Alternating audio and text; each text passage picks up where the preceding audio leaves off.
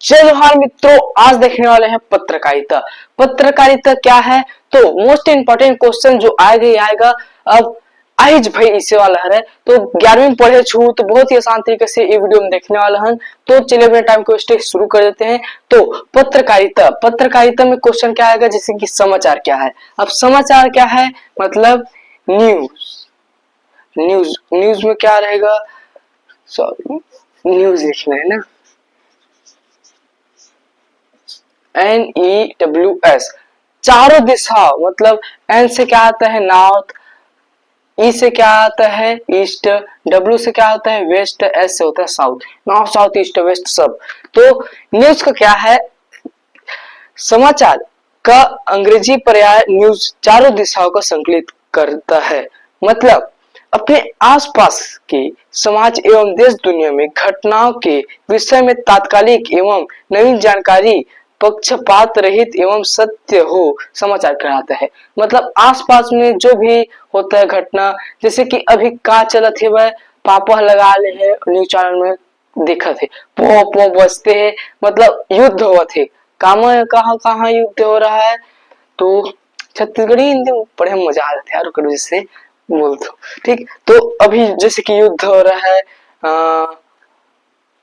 ये यूक्रेन और रशिया का हो रहा था वो खत्म हो गया और वर्तमान में भी हो रहा है। पूरा जानकारी रखना चाहिए आपको। तो हाँ हो गया क्या है, उसके बाद हम जाते हैं समाचार क्या है ये हो गया। अब फ्रीलांसर क्या है, फ्रीलांसर पत्रकारिता। तो दूसरा क्वेश्चन है फ्रीलांसर पत्रकारिता। पत्रकारिता मतलब जर्नलिज्म ठीक है ना, जर्नलिज्म होता है। तो व्हाट इज अ फ्रीलांसर पत्रकारिता। तो अब इसमें क्या है, एक निश्चित भुगतान लेकर अलग अलग समाचार पत्र पत्रिकाओं के लिए समाचार लेखन करने वाले पत्रकारिता को फ्रीलांसर पत्रकारिता कहते हैं। आपको बता दूं क्या है, मॉडल पेपर, प्रबोध का मॉडल पेपर ले लो भैया, प्रबोध या नवोद का, तो उसी को पढ़ लो अच्छे तरीके से, चाट लो ठीक है ना, तो वही चाहेगा। तो फ्रीलांसर पत्रकारिता तो ऐसा पत्रकार जो कि एक ही चैनल में नहीं रहता, पैसा लेगा और अलग अलग जो जो आपको चाहिए उनको बेच देता है। जैसे कि फुटेज है, उस फुटेज को मैं 3-4 चैनल में दे दूंगा, उससे मुझको पैसा मिलेगा ठीक। उसके बाद 4 क्वेश्चन आएगा ठीक है ना। पत्रकारिता में क्या है 4 नंबर का, एक एक एक एक 4 क्वेश्चन आएगा एक एक नंबर का, तो छोटा छोटा लिखना रहता है। अब भारत में हिंदी पत्रकारिता दिवस वर्ष कब मनाया जाता है। अब हिंदी पत्रकारिता दिवस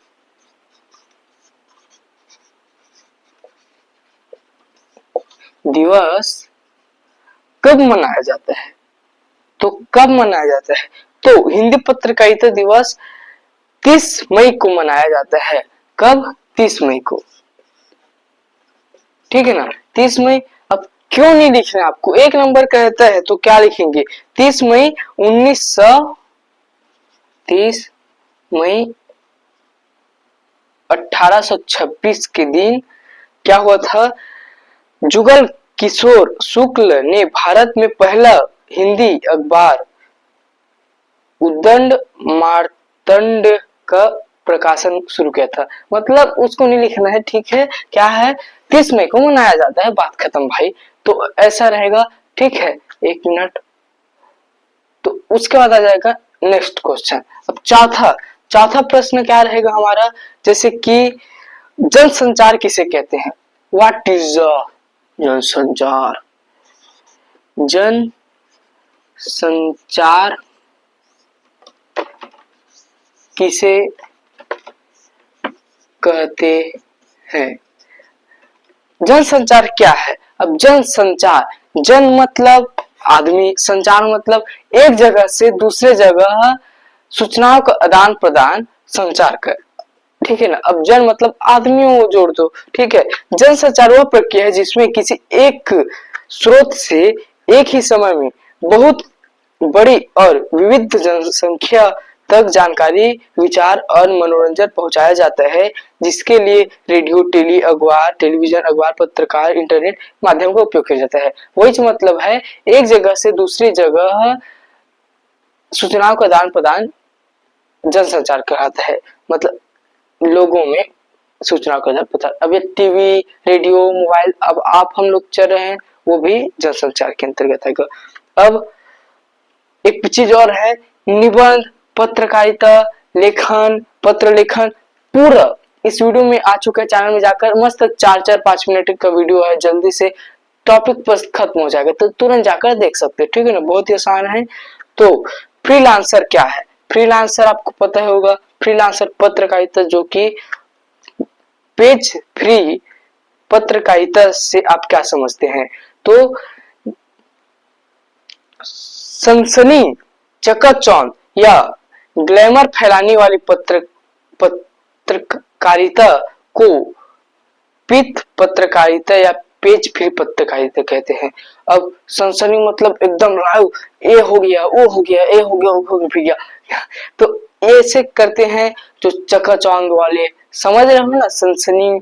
तो आज हमारे छत्तीसगढ़ में ये हुआ, फलाना ठिकाना, तो वो होता है हमारा पेज फ्री पत्रकारिता, ठीक है। अब मीडिया को लोकतंत्र का चौथा स्तंभ कहा जाता है, क्यों?